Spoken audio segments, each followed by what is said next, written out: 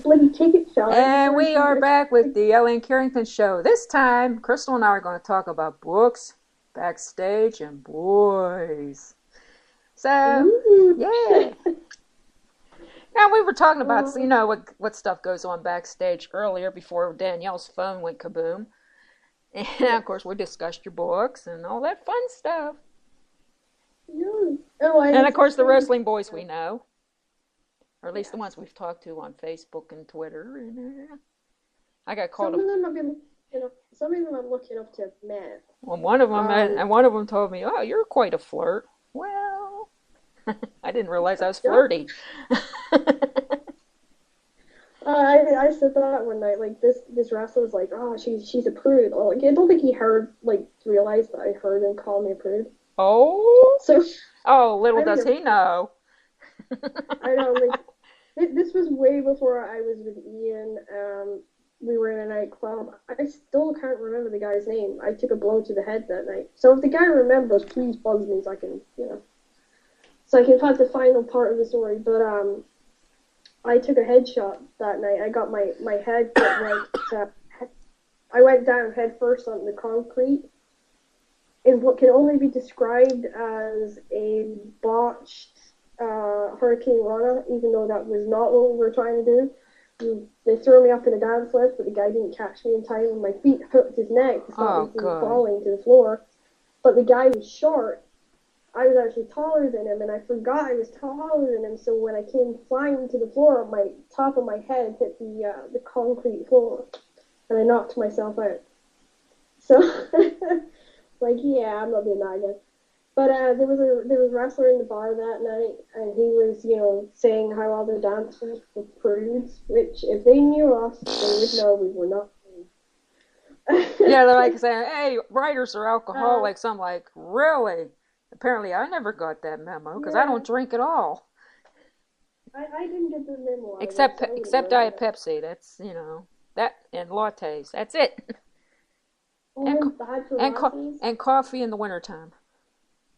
Oh, I'm so bad for coffee.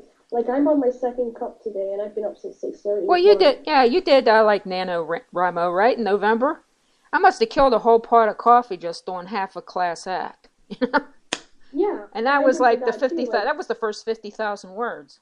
I'm like, what is wrong with me? I never went that fast before. I'm like, I don't, it was fun, but I don't think I'm going to do it again. Oh, I can't do it again. Yeah, too much pressure, because... I do my stories. I like to think them out first. Yeah, I thought mine out. I planned mine for must have been a month and a half before we started. Yeah. But the thing about it is, this year I can't do it because I'm working with Joe. There's no way Joe's going to cope with doing 50,000 words. Yeah. And that's same here. There's no way on this green earth I'm going to be able to do it this year because, I'm going to try maybe, Maryland Diaries is get it out by fall. And like I said, if this biography gig comes through, official biography, the unofficial one might end up being an unofficial one. And, and plus, there's appearances and interviews and stuff to do after that and promotions. And, I'm not going to have time, and then the holidays will be upon us. I'm not going to have time this year to sit down and do 50,000 words in a month. No, I think it's great because it made me focus. It made me kind of get back into the swing of writing again, but at the same time I was just I was dying. I was getting up really early to push it, and then I was going, there's no way I can do this, I'm going to fall asleep. And then, when I got it done, I never got credited for winning, by the way. They never, if you get the 50,000 words. Yeah, I'm going to say they usually contact you. The badge and stuff. They usually contact you. I did get, I got my certificate. I never got mine. So I was pretty pissed about that. And then I never got my, I had to buy my t-shirt, they said that I'd done it.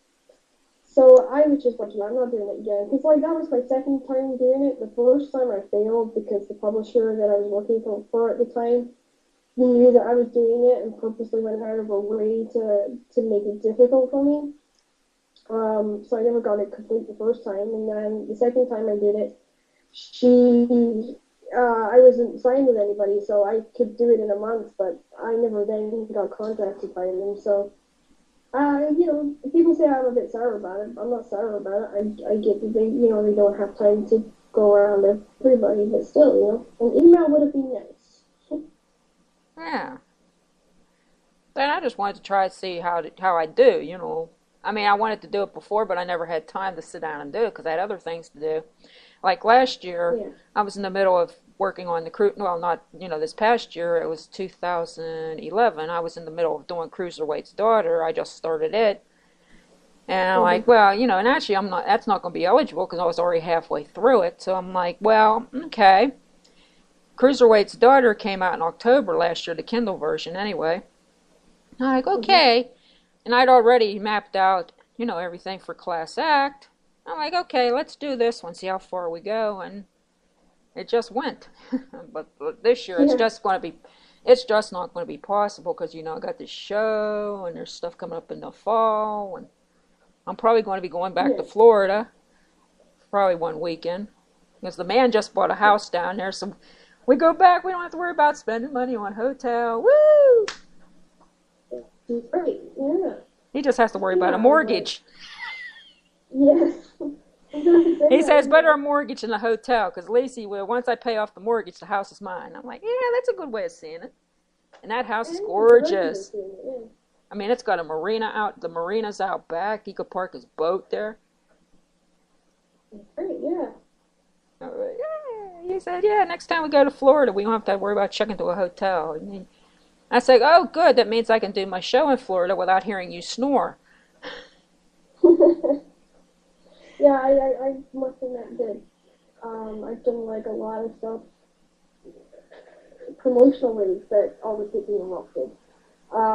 Interviews with me always get interrupted at some point. So yeah, But oh my God, Tampa, Florida. Oh God, it's beautiful down there. yeah. I mean, that's probably the great thing about you guys over at House in Florida is that you be able to do the promotions and do the bits and pieces that you need to get done. I think going back to kind of like talking about different books and stuff like that, especially erotica. My topic for the erotica show is it's such a kind of a difficult one, but a good one at the same time. Is what's the best setup for an erotica scene? That's my favorite question, like to ask a new writer that says they're gonna write erotica. I always ask them, like, what's the best way to set up one of those scenes? And Wow. 9 out of 10 they will say, oh, lots of sex. And it makes me cringe because I'm like, okay, that's not gonna work. I think I need to set up a really good erotica. You do it naturally, and I know a lot of authors do it naturally. Well, But the best way to do hey, it, I've gotten accused of having a dirty mind, so I have one too, but I probably I make think that most of the helps. living off mine. Yeah, the best thing I always say is you should have that tension from the second you start writing with the characters to that point. But I'm also somebody that believes that you shouldn't give the reader a payoff till the end of the book, unless you're doing it from the start of the book and working your way back. Right. And even then, you have to be super creative in how to keep that sexual tension going throughout the whole book. And I think the rumor is, and I really hope this is true, but Oxford University, Cambridge University, and I think Yale University is adding erotica to their creative writing programs. Whoa. If that's the case, then they need to put real erotica authors, down to these places to do talks because I mean, I have nothing against the lady that wrote 50 Shades of Grey, but that didn't have the intense build-up that should have been there. Yeah, I couldn't even get past the first few pages, to be honest with you. I'm like, what is To me, this? it's slow. Yeah, Yeah, to me what it was is a bit this? slow. And I always say it takes, and most people probably agree with me on this. If they don't, well, they can always say so. But I always Mm-hmm. say if you don't, it doesn't hook you by the third chapter, you're basically screwed. Yeah, the Yeah, person who wrote the it is book, basically screwed. Because yeah. it takes me, maybe Um, take me 3 chapters. Because, I mean, I'll be a little generous, take 3 chapters. If I'm not hooked by then it's time to chuck it aside. well, I guess we can talk about In the Shadows since it's no longer on sale. Yes. Um, the thing that I liked about In the Shadows was I built that from chapter 1. So you had the sweaty wrestler in the ring, goes outside the parking lot to confront this mystery woman, and she kisses the living crap out of him. So you have instant oh my god moment that, but you're not paying the reader off to the point that they're going to go, oh well, the rest of it's going to be downhill from here. But I have left enough that the reader's going to be like, oh, they need to get it on. They have to get it on. Get it on. And then they start reading more. That's like you do it really well too. You built it and built it and built it and built it and built it. See, that's probably what to you. the plot. Yeah, you can probably jump in with this about Class Act. This the book that's out now, and I started him off.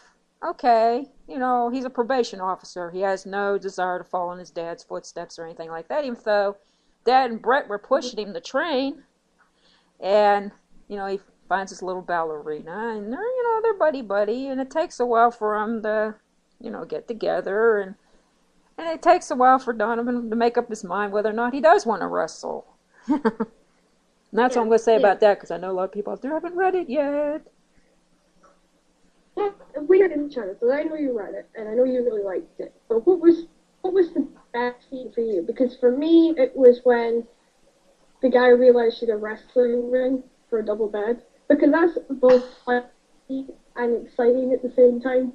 Well, it is to me. Oh, that was awesome. That was That awesome. actually made me laugh. I did laugh because I know Danielle choked when she read it. That was But awesome. Genius. you still wouldn't think about it though. You'd be like, okay, there's just gonna be some random, double bed or whatever there. And I'm like, I want somebody to laugh. They've had this extreme sexual tension all the way through the book. They need to have a laugh. Otherwise, they're not going to completely enjoy the full take of the book. And it was the moment that I did that, I was like, it's got to be something. He has to see something in the room that is going to embarrass him and give her control again. And I'm like, there's nothing. Because, I mean, how many wrestlers would walk into a girl's bedroom, see a wrestling ring in the bed, and not walk out the door? Yeah. How many of them are going to be able to get through that? And it was just the funniest thing in my head that I could think of. And how many of them get to go to the opening night at the ballet with their ballerina girlfriend and not feel comfortable? Precisely, you have to read this and think, oh, poor Donovan. Oh, I did. Yeah. I mean, they're looking at the. I mean, it was just you have to have those moments. I mean, what these guys don't do for love, I have it, but I wish, I know Joe hasn't got to read it, but I was saying to him, I didn't want to stooge the book to him, but I can stooge it now because I don't think he's going to get a chance to read it. But it's just that was my quirk. Every book, I put a quirk in it, and I see how many people pick up on it. Most people will pick up on it and will message me going, oh my god, you put that in that moment. It's the whole reason I put it in, is to get people you gotta have a hook. Yeah. You gotta have something that makes people want to talk about the book. It's great having one of those intense storylines and all the rest of it, but if you don't have something that stands out and smacks the reader in the face and makes the reader go and talk about it with their friends, then you're not done your job. At least that's in my opinion. So what did you think of Donovan's dad? Ain't he something? Yes. I mean, ain't Peter something? You talk about a crusty old man. It kind of makes you feel sorry for Donovan and his stepmother. I'm like, oh god, this guy's got to deal with his dad. Do you know when you read Charlie's journal? Yeah. You are going to feel probably the same way as you feel about him, but you're going to be like, I want to grab Marie by the throat and keep strangling her So she's Yeah. starting me. Uh, that's the last thing, because when me and Joe read a book, or when we're working on the book, he'll read it as Charlie, and then I'll sit and I'll read it as Marie. We don't have anybody else to play any other characters, so we'll rotate. Oh. But you get that kind of instant chemistry with it, Uh-huh. and that makes it very funny. Like, Danielle was reading it, and she loved the plot and the twists and turns in it. And then you could see the quirks of Joe and me. And you could see the two of us button heads on things through the book, which I think kind of is what you need for, I suppose it would be a drama book, that you get, a tragedy, I suppose you would call it, Mm-hmm. with Joe's book, Charlie's Journal. Oh, well, it's not Charlie's Journal anymore, sorry, it's Charlie's Fight. And the great thing about Marie's book is you get to see what she's like in the future, but you also get to see the brat she was in the past. And I think that's what makes it work. And we've recently, and Danielle's she did throw a book at me for saying this, but we actually added an extra scene with Marie's lover. So that comes out in the first book. There's 2 scenes with him. We've got a very interesting love triangle that's going on. And we've got Layla being whiny as usual. So Oh, gosh. the perfect formula is back. She's not, Layla's not maybe as whiny as she was in the original series, but she is going to get her comeuppance really soon. I think Edward's got a plan. He's not going to give up till he gets what he wants. Well, that's what I'm doing in this book right now, Maryland Diaries. I mean, there's going to be the diary entries, and you're going to get, people are going to get to know his mother to some degree and how, her marriage to Peter was, and of course you'll hear about Donovan when he was little and stuff like that. There's going to be a twist in there. I hope no one sees coming, and of course Yeah. I'll say this much: it will involve Peter. So I would be surprised if it didn't. Yeah, I mean, that's what I said. You know how he is. Of course, everybody knew, he was initially introduced in Cruiserweight's daughter. He was one of Autumn's trainers. Yes. And it turned, and, I think it would be nice to. I think it would be like I like him because he kind of has this little bit of a twisted sense of humor to him. Yeah. So I kind of want to see him almost get his comeuppance, but at the same time, we really don't want him to get his comeuppance. Yeah. If you know what I mean. Yeah, well, like I said, we'll see. We'll kind of work He with. offers, he's that kind of villain. Yeah. I have to do this because this is so funny, but I've never written the first book I wrote outside of sort of, I suppose, Layla's world and Marie's world was In the Shadows, which everybody knows is no longer available. But I'm about to release my second wrestling series that has nothing to do with Layla's world. But it's very much set, I suppose it would be after Layla and Marie's time, very far down the line. And I'm kind of doing it from a completely different point of view than what I was doing it originally. Uh-huh. And I was actually reading, I think, the Cruiserweight's Daughter that really helped me with it, because I was like, I kind of take in more of the wrestlers' point of views in it, rather than just being stuck in the girl's head all the time. I bring in Mackie's view, I bring in Harry's view, so you kind of get a wide perspective. So when the series goes off, because I mean the series is about, I think, 12 books total, so when you kind of start reading the next one, you automatically know who that character is. Uh-huh. So I really use the first book as a kind of an introduction to those that are going to be in the characters. So you've got the second one called Waking Up a Father. So that kind of gives you an intrude into what happens in the second one. But this is where I did the unspeakable. Every book that I've done in the series has a happy ending. I've never done that. I've always left cliffhangers or left it so that I could go in and I could write a second book from those particular characters' point of views. I hardly ever do a happy ending, if I do it at all. And this is the first series that I'm actually giving 12 happy endings for this group, but it is all to do with this one group that's in a wrestling company, and that they're kind of tearing lumps out each other, really, to be fair. You know, you've got the heavyweight champion's wife, Tanya, who's pregnant with triplets. So she's like a beached whale, and she's pissed off from the second it starts. You know, you've got Anna, who wakes up and she's married, and she does, you know, she's going to kill the guy that's married her while she's been intoxicated. You've got Drake, who's married to the top wrestling company's daughter, and he doesn't want to be with her, and the whole thing is breaking down, and he can't walk away, but nobody knows the reason why. And then you've got these different points of views that all come into play, and every single one of the guys is going to get himself in trouble. And the best thing is the second book is going to be actually about the owner of the company they all work for, Star. So you're getting like all this, and it's like double jeopardy, because what happens with that one particular character could have implications on everybody that's in the group. So I find that the funniest thing of all. Yeah, that's what that's what I like, because, you know, you write in a bunch of, you know, there's your secondary characters, and that kind of makes the primary guys go around. That's what I wanted to do with this series, and I'll probably be ending it with this book because I want to, you know, move on to other things. I might start a new series one day. I don't know. I haven't decided yet. But I think this one's going to be pretty well run down with the end of this book. Mm-hmm. I must admit, I'm dying to get Cruiserweight's daughter in paperback. I don't know when that's going to happen. I might have to end up taking it to another publisher.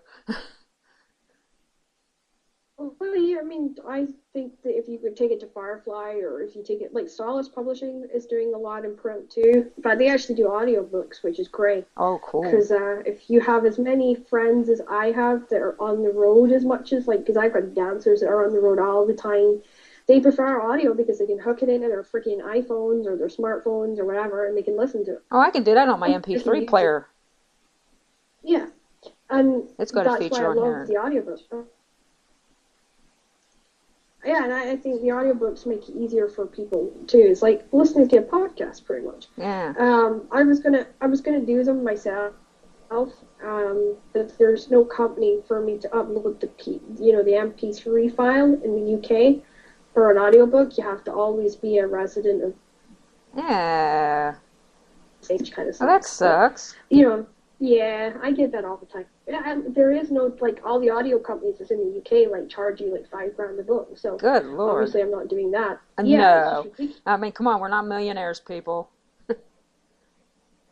No, that's something else that's really bothered me recently, is that if you've looked at how much it costs to get a decent PR company behind your book, I actually got quoted $23,000. Oh, I believe it. Because there was a couple here in the U.S. that wanted to help me too, but they wanted an ungodly amount of money, and I'm like, come on, are you crazy? I don't even earn that much a year. Are you crazy? Yeah, I got a place. I like sizzling PR. Yeah, I love sizzling PR. That's one of the benefits of dating. $50, but you get like. That's one of the benefits of dating your manager. Yeah. Yes, I love.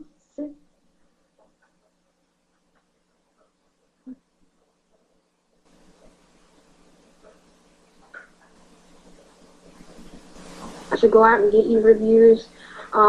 They make banners. They promote you on social media sites. They kind of do a lot of the legwork that we do every single freaking day. Sure. For us. And they're great. Like, I mean, they have street teams. I think for a year, to hire them for a year, it's like $10 a month. Oh, cool. For a year, which is great. Yeah, I'd say. I don't think.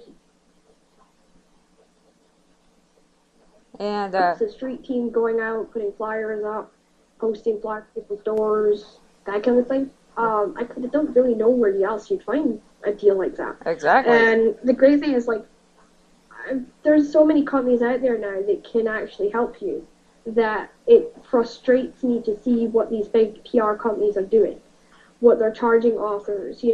I was talking to a mainstream author. She said that She's seen what the publisher paid for her promotion for the year, and it was close to $60,000. Sure. She's like, yeah, she's like, but the thing is, my book was never going to make $60,000. So, I think that's why the mainstream companies have started signing as many authors, because they don't know how to promote certain books, they don't know how to promote certain genres. If I'm talking to a mainstream publisher, I know that publisher knows what he's doing, or she knows what she's doing, and that's why I'll talk to them. But I talk to mainstream publishing companies, and like I had somebody say I was too young to be writing a book. Uh-huh. And I'm like, how am I too young to write a book? Because I'm not 44 years old and I don't have life experience. And you know what? I've had, and that's kind of crazy because I remember reading an article some time back about a girl who wrote a, young adult book, and she was only 17 years old. Yeah. That's my point. Like, a lot of mainstream publishers haven't moved with the times. Yeah, they need to get on a stick. No, they don't. I mean, I was asked to do an article. I did the article. I have no idea if the publishing company is going to publish it or not. But it was about the changes in the industry. Like, the internet is where our main sales are. Mm-hmm. How you need to bring in celebrities into the romance industry to keep the romance industry fresh, to keep it strong, to keep it healthy, to keep it a billion-dollar industry. If you don't bring in stars, if you don't bring in people that can work in these areas, then the industry is going to start to suffer. Right. We're on the pop at the moment. We're on a big pop. For every big pop, you have to come down. And I said that to them. I'm like, if this is what's going to happen. Is we're going to crash if we don't find something. And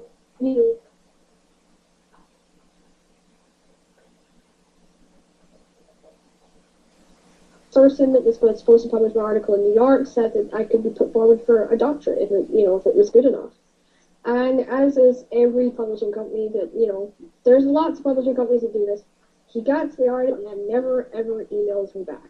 Like, how many publishing companies have we all dealt with? Gee, that sounds familiar. But I'm going to start, tell me. I have the worst luck with stuff. I've had a publishing company shut its doors on me that I had the year before, and then a publisher take my book and run away with it. So, I had the worst luck in that regard. I'm still waiting for the paperback versions of mine to get published. I'm like, come on, I sent these 6 months ago. What the heck are you doing? Well, I waited a year and I never got an email back. So, I think though authors need to stop worrying about kind of keeping it in small. I think we now need to start shaming publishing companies that are doing this. Mm-hmm. Because if we don't, how many other people are going to fit? Like, there's nothing worse than a reader buying a book and then never getting the book. I can say this because I'm no longer part of the publishing company. No Boundaries Press did that with me. I had at least 5 readers buy the book, and they never got it. Oh, Lord. And then last month I announced they closed their doors? Must have been, about last month. Oh. I don't even get an email to tell me that the publishing company's shutting down. Somebody randomly posts it on my Facebook wall that the company is shutting its doors. And I had at least 8 authors from that company message me begging me to give them advice on where to go next. Now, I'm being, more than happy to pass them on to the publishers that I feel would help them and work with them. And, my agent picked up a couple of them to help them out. But that's kind of my point. Like, I think now we cannot keep our silence anymore. We have to do this, or how many other people are going to get ripped off? Like, right. How many other people are not going to get paid? Because there's a lot of us that haven't been paid over the years. Right. Okay, on that note, got about 20 seconds left, so we're going to wrap up the show today. Had a lot of fun. Thanks for stopping by, and hope to have you and possibly Danielle back again if we don't have any technical difficulties. Want to thank everybody for tuning in today. We'll be back pending any changes next Wednesday, July the 10th. Have a happy and safe 4th, and take care of yourselves. Don't drink and drive.